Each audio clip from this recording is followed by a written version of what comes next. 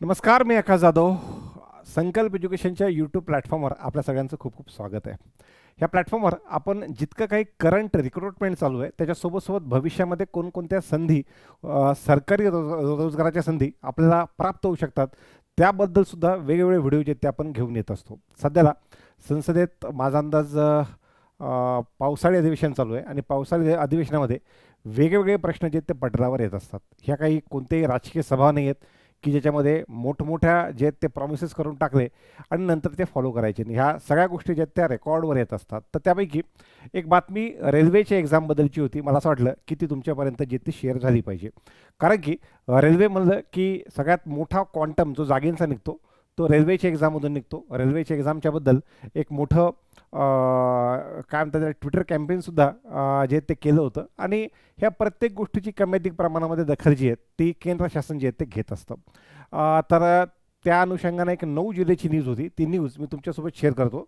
News ही PIBनं publish केलेली आहे आणि ही ती न्यूज आहे की big recruitment push, railway gives 9,000 job in Q1 पहिल्या क्वार्टरमध्ये आणि ह्या वर्षी 50,000 नवीन नोकऱ्या ह्या फक्त रेल्वेमध्ये उपलब्ध असतील.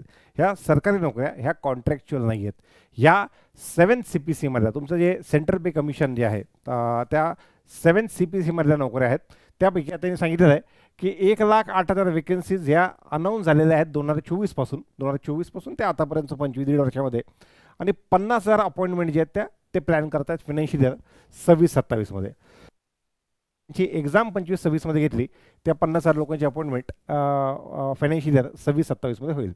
आता त्यांनी हेही सांगितलेलं आहे की परीक्षा चांगल्या पद्धतीने व्हाव्यात, अजून जास्त ट्रान्सपरंट पद्धतीने व्हाव्यात म्हणून त्यांनी आधार जे ते सुद्धा आधार ऑथेंटिकेशन कॅन्डिडेटसाठी कंपल्सरी केलेलं आहे. तर तो एक ॲडेड पार्ट आहे जेणेकरून त्यानंतर एक्झाममध्ये जॅमर्स वापरून सो दॅट मोबाईलचं नेटवर्क आणि बाकी सगळ्या गोष्टी चालल्या नाही पाहिजे आणि कॉपी या प्रकाराला जे त्या आळा बसला पाहिजे. या अनुषंगानं वेगवेगळ्या गोष्टी ज्या त्यांनी केलेल्या आहेत. तर त्याच्यामध्ये रेल्वेने सांगितले की 2024 पासून नोव्हेंबर 2024 पासून ज्या एक्झाम झाल्या आम्ही ऑलमोस्ट 1,86,00,000 विद्यार्थ्यांचं 7 वेगवेगळ्या नोटिफिकेशनच्या माध्यमातून आम्ही त्यांच्या एक्झाम ज्या ते घेतलेल्या आहेत.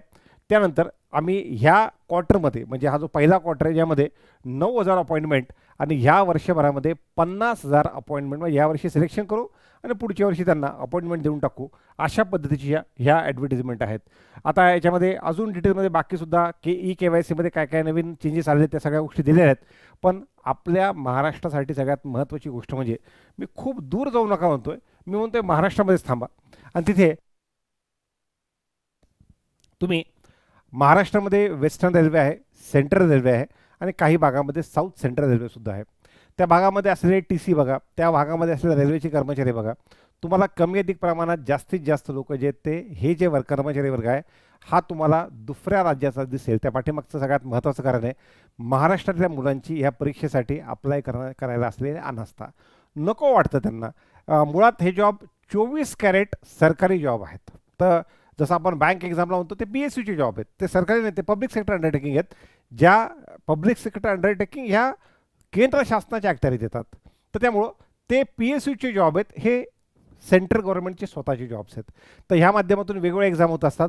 आता ही जी रिक्रुटमेंट आहे ही कोणकोणत्या एक्झामच्या माध्यमातून होऊ शकते तर रेल्वे रिक्रुटमेंट बोर्ड किंवा रेल्वे रिक्रुटमेंट सेल याच्या माध्यमातून ग्रुप Dची ॲडव्हर्टिजमेंट निघते. त्यासाठी 10वी पास लागतं.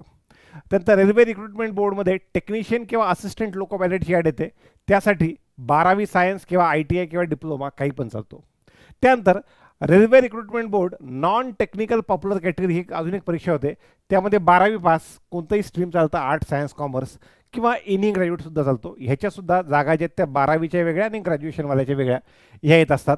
रेल्वेच्या ज्युनियर इंजिनियरच्या जागा येतात, त्यासाठी डिप्लोमा किंवा degree in any stream of the engineering भरपूर स्ट्रीम त्यामध्ये अवेलेबल आहेत, त्यापैकी कुठेही चालून जातं. आणि त्याशिवाय रेल्वेचे जे रेल्वे पोलीस फोर्स किंवा रेल्वे प्रोटेक्शन फोर्स आहेत त्यांच्या कॉन्स्टेबलच्या आणि सब इन्स्पेक्टरच्या जागासुद्धा येत असतात. आता ह्या रेल्वे आणि SSCचा सिलेबस जवळपास सारखा आहे, फक्त रेल्वेच्या परीक्षांना इंग्लिश नाही आहे. तर त्यामुळं आता सध्याला SSCच्या माध्यमातून भरपूर रिक्रुटमेंट होती आहे.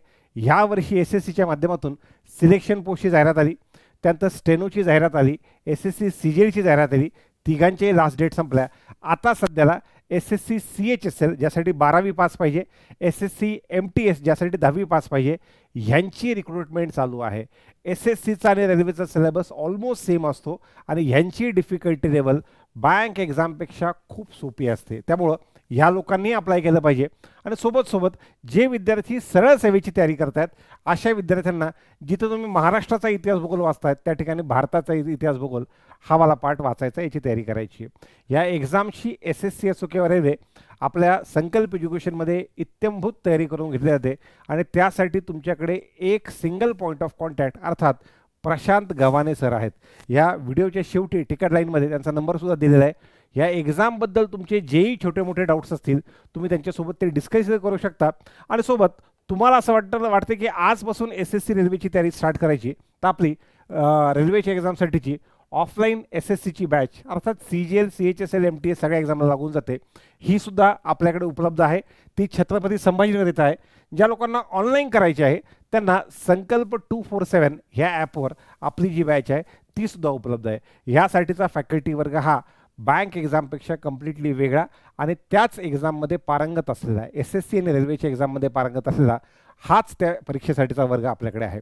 आता आपण जर बघितलं की ह्यामध्ये ही जी काही माहिती दिलेली आहे ह्या माहितीचा सहारा घेऊन, कारण की ही माहिती PIBनं पब्लिश केलेली आहे आणि ऑथेंटिक माहिती असते, कारण की गव्हर्नमेंटनं ती संसदेत टेबलवर आलेली असते, त्यामुळं रेकॉर्डवर आलेली असते. तर त्यामुळं जास्तीत जास्त विद्यार्थी जे तयारी करतायत त्यांना असं वाटतं की SSCच्या माध्यमातून आपल्याला पुढे जाता येईल, तर SSCच्या सोबत हे रेल्वेचे एक्झामसुद्धा तुम्हाला भरपूर पुढे घेऊन जाऊ शकतात. काहीही कसलाही डाऊट असेल तर मी रँडम तुम्हाला नंबरसुद्धा उपलब्ध करून दिलेले आहेत. आणि सोबत जर का तुम्हाला तयारीबद्दल एक सिंगल पॉईंट ऑफ कॉन्टॅक्ट पाहिजे असेल तर सोबत प्रशांत गव्हाणे सरांचा नंबर मी तुमच्यापर्यंत उपलब्ध करून दिलेला आहे ह्याच व्हिडिओच्या शेवटी. तर जास्तीत जास्त विद्यार्थ्यांना ह्या फॉर्मबद्दल सांगा. SSC CHSL आणि SSC MTSचा फॉर्म जास्तीत जास्त विद्यार्थ्यांना भरायला सांगा. हा फॉर्म कोणत्याही कॅटेगरीच्या मुलींना आणि मुलांमध्ये SC STच्या मुलांना फ्री आहे आणि मुलांमध्ये जनरल EWS आणि OBC ह्या विद्यार्थ्यांना ह्या परीक्षांसाठी फक्त 100 रुपये एवढी फी जी असते. आणि ऑलमोस्ट असंच काहीसं स्ट्रक्चर जे आहेत ते रेल्वेच्या परीक्षेसाठी सुद्धा लागू आहे. तर जास्तीत जास्त विद्यार्थ्यांना ह्या परीक्षांना अप्लाय करायला सांगा. एकदा महाराष्ट्रातून ॲप्लिकेशन वाढली की निकालसुद्धा जो तो वाढत असतो. त्यामुळं जास्तीत जास्त विद्यार्थ्यांना ह्या फ्लोमध्ये आणण्यासाठी आणि किमान भारतात नाही तर पहिल्यांदा महाराष्ट्रामध्ये महाराष्ट्रीयन रेल्वे कर्मचारी जास्तीत जास्त पाहण्यासाठी पहिला टप्पा तुम्हाला चालू करायचा आहे. आणि काय डाऊट असतील तर माझ्या फोटोच्या खाली सरांचा नंबरसुद्धा झळकतोय. काय डाऊट असेल त्यांना कॉन्टॅक्ट करून तुम्हाला ती माहिती घ्यायची आहे. धन्यवाद.